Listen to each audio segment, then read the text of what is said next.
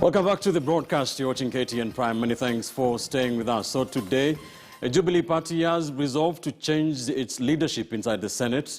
Samuel Pogisho, Senator for West Pokot County, replacing Kipchumba Murkomen as the leader of majority in the Senate, among other changes. Let's now bring in Jubilee Vice Chairperson, or is it former Vice Chairperson, David Murathe. He will be telling us that as well.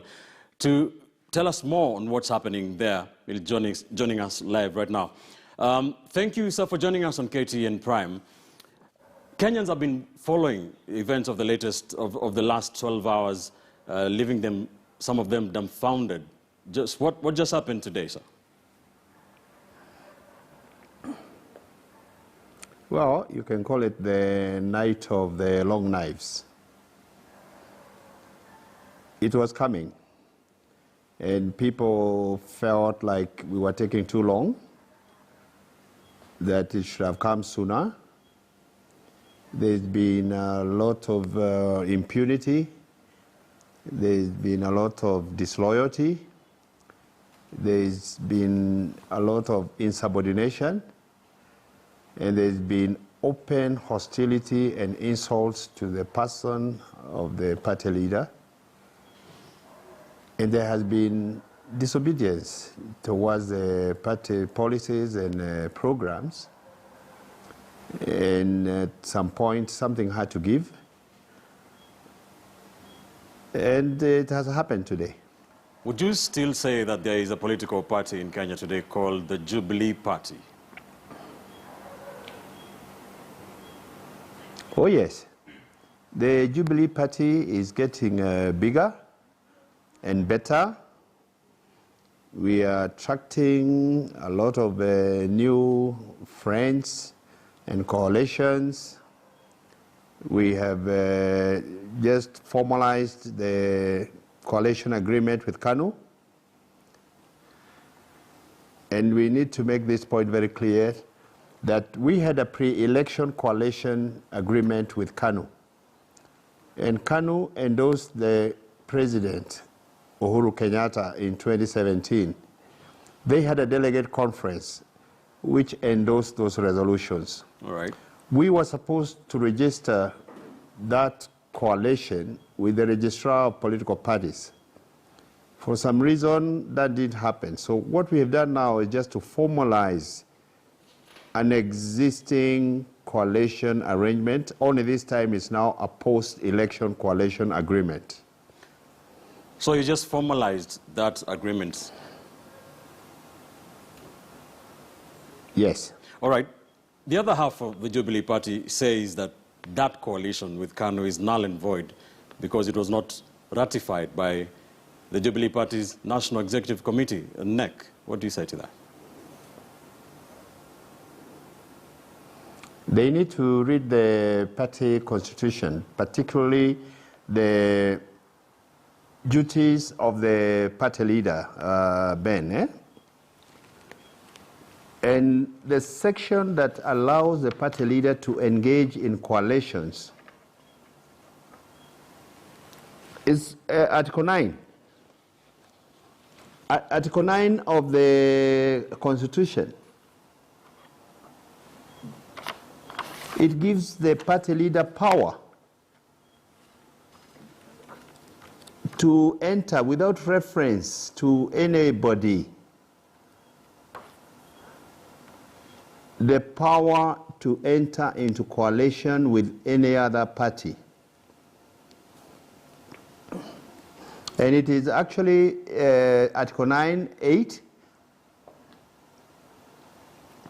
which says the party leader shall promote political consultation, engagement and cooperation with other political parties and coalitions. But having said that, we have a National Management Committee which is established under Article 7. So you're saying... Which runs the party on behalf of the NEC. And it is the party organ that met and ratified that. All right. pending the NEC meeting. So you agree that there was no NEC meeting? So They need to read chapter 7, and they will see that acting on behalf of the NEC on urgent matters, where in their opinion the NEC cannot be sufficiently convened to undertake such urgent decisions. all right. Allow me to ask you this. Convening short notice right. executive meetings to execute the mandate of the NEC. So then allow me to ask you this. Why was the NEC right. not able to meet? Yeah. Because of coronavirus. There is social distancing, there is a lockdown, people are in different places. People are even holding conferences on Zoom. So some people would say that the hurried, constitution of the National Management Committee was meant to go around this particular requirement for the NEC to meet, to make such big decisions in the party. Do you agree? It is an organ established under our party constitution, and when the full NEC is able to meet, they will report to the NEC and they will ratify those decisions as per the constitution. All right. Let's come back, sir, to today's happenings. The other half of the party, which we have been talking about, was saying that they have 23 senators who say they were not in State House, Nairobi today. So they are saying you had 15 senators. What is your reaction to that? My friend, if it is true that they had 23 senators, the right thing for them to have done would have been to go to that PG and overrule everything and vote against it. It is illogical that you have the numbers and then you run away from the PG. These people, when we were impeaching Waitito, they claimed they could control the Senate. They ended up with 12. We had 28. And Waitito went home. They've been lying. They've been chest thumping. They are saying they were not invited to come to the PG meeting. Tomorrow you will get a list. No, everybody was invited. If they are sincere enough, if they are honest enough, there's not a single one of them who does not have an SMS message sent out by the party leader himself. He did not send anybody else. And Ben, let me tell you now for free, that is gross insubordination. Not to attend a meeting summoned or called by the party leader. And again, I want to emphasize that if they had the numbers, the best thing for them to do would have been to attend and shoot down the proposal to kick out the Senate Majority Leader and the whip. Okay. Tomorrow, Ben, I want you to hear this. The Speaker of the Senate will receive the names of the people who attended, plus their signatures, and he will make a communication from the chair, because it will be accompanied by names and signatures. Okay. Fair enough. Those 23 which they are talking about, can I show you names and signatures of those so-called 22? Let's get away from the Senate, sir. Is what happened, the purge that happened in the Senate, is that going now to the National Assembly? Look, the party is cleaning up. We are cleaning up partly because we are focusing on the big four, and you cannot execute the party manifesto and agenda with hostile leadership. The party has an opportunity to crack the whip including in some of those committee leaderships, both in the Senate and in the National Assembly. And you can take this to the bank. It's coming. All right. Are you still against the Deputy President's presidential ambitions, sir? Of course not. He is free to run. Only I will never vote for him. For my own reasons. All right. There are those who are saying, sir, that the Jubilee Party leadership is using executive power to try and deal with things that should be the work of the legislative procedures, like standing orders. My friend, there are three arms of government. Parliament is part of government. The judiciary is part of government. The executive is the other arm of government. There is separation of power. Only in this case, the party leader also happens to be the president, the head of the executive. And that is why, following the law, he summoned them as a party leader to a parliamentary group meeting, which he's allowed by the party constitution to do. In fact, Ben, let me now tell you for free, nobody can call a PG except the party leader. Even the deputy party leader cannot call a PG. He even tried some time back to call one. He cannot. It is only the party leader, and the operative word here is shall. So if they meet outside the party leader convening or summoning one, that is a kamukonji. That is not a PG. All right. Was the DP present today at State House, Nairobi? I am sure he was not. I was not there. I don't attend. It is the party leader attends, the Secretary General attends, the senators attend. This was a Senate PG. I'm not a senator, but I can tell you for free, I'm sure he did not attend. He was busy in his current home, whipping people not to attend. All right, let me ask you this, sir. When Jubilee was formed 4 years ago, when more than 10 parties dissolved to form Jubilee Party, you promised a party that will bring change in Kenyan politics in terms of fostering, among other things, national unity. Now you are, one half of the party is alienating the other half. Where do you see this party? Do you see this party surviving this?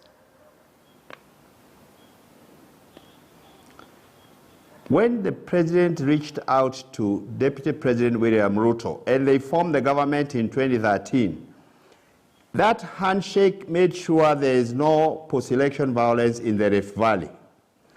When he reached out to the NASA leader, Raila Amolo Odinga, the country stabilized. There was peace. There was stability. People went about their businesses normal. Some people started objecting to the handshake. Some people started fighting the Building Bridges initiative. So is it okay to shake hands with William Ruto and not okay to shake hands with Raila Odinga?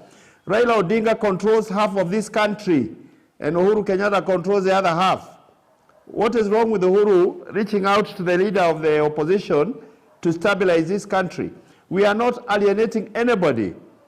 Everybody who wants to come on the table is welcome.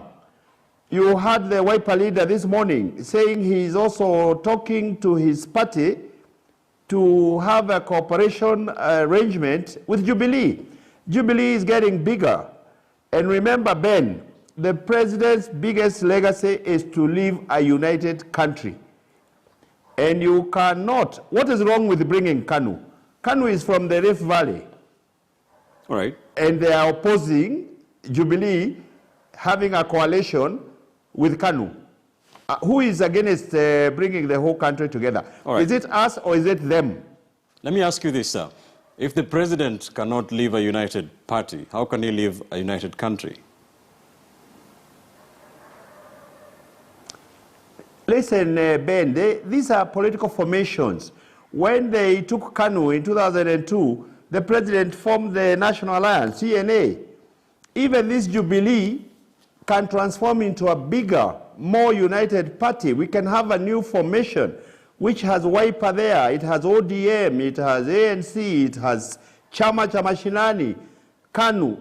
Look, the Jubilee idea is to bring on the table all the leadership, all the communities, and I can tell you the new formation may actually be bigger and better than those 13 parties. And for your information, all those 13 parties that dissolved to form Jubilee, they are supporting what we are doing, including URP.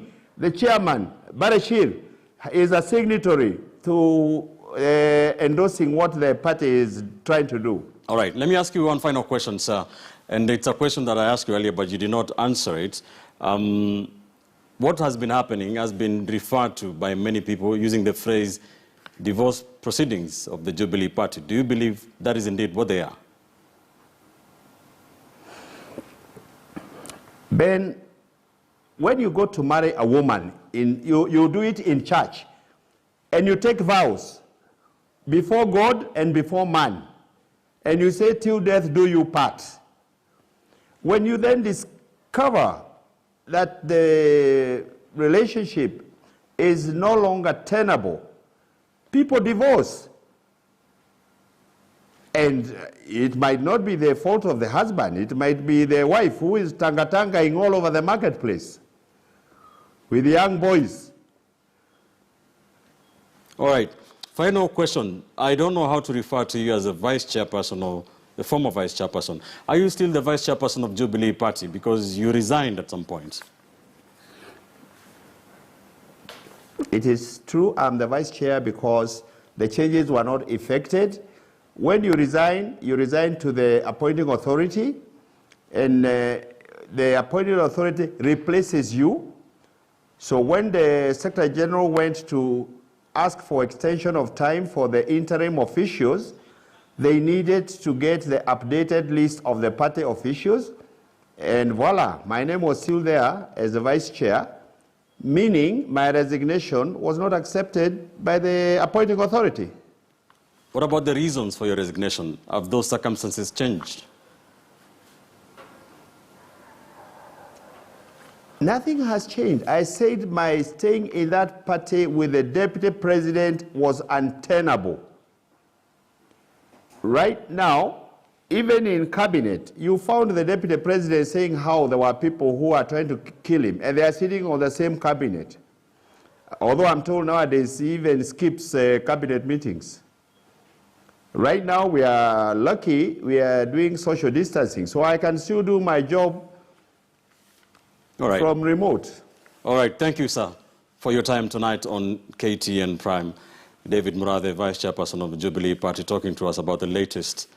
Thank you so much. Thank you for having me. All right. So we'll leave it on that. Remember, we're asking you on our big question discussion tonight, what your thoughts are on the latest changes in the Senate leadership in the majority Jubilee Party. Keep texting us your thoughts. 22155 is our studio line. You can tweet us at Ben_Kitili at KTN News KE. The hashtag to use on this conversation is KTN Prime. Shall be sampling some of your views during this live broadcast. Time for a quick commercial break. Don't go too far.